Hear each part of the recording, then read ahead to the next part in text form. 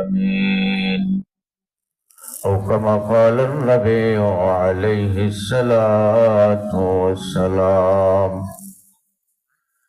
اللهم صل على روح محمد في الأرواح وعلى جسد محمد في الأجساد وعلى قلب محمد في القلوب وعلى قبر محمد في القبور وسلم تسليما كثيرا كثيرا.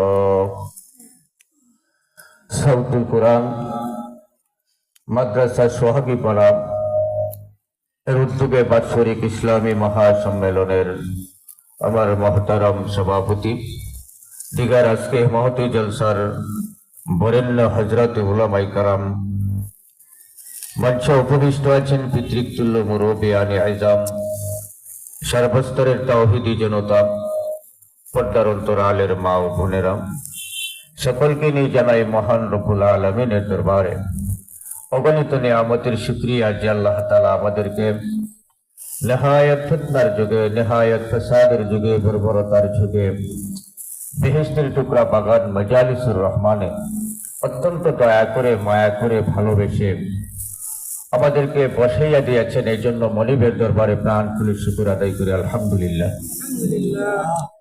এটা আসলে গতানুগতিক কোনো ভাষা নয় যে আমাকে আল্লাহ মাহফিলে বসাইছেন, এটা গতানুগতিক কোনো ভাষা নয়। এই কথাটা ইমাম বুখারী রহমাতুল্লাহি আলাইহি, বুখারী যিনি লিখছেন ওনাকে সহজ ভাষায় ইমাম বুখারী বলা হয়। বুখারী শরীফ হলো আসমানের নিচে জমিনের উপরে কুরআন শরীফের পরে সবচেয়ে বিশুদ্ধ কিতাবের নাম বুখারী শরীফ। আসমানের নিচে জমিনের উপরে যত কিতাব দুনিয়াতে আল্লাহ প্রেরণ করেছেন, কুরআন শরীফের পরে সবচেয়ে বিশুদ্ধ কিতাবের নাম বুখারী শরীফ।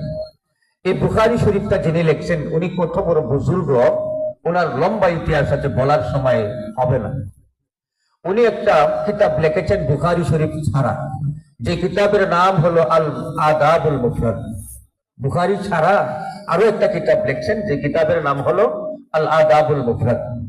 এই কিতাবের এক অংশে তিনি লিখছেন যে কোনো বাচ্চা, কোনো বাচ্চি মায়ের গর্ভজাত থেকে জন্মলাভ করার পর বালিগ হওয়ার পূর্ব মুহূর্ত পর্যন্ত বান্দা যা কিছু, এই বাচ্চা যা কিছু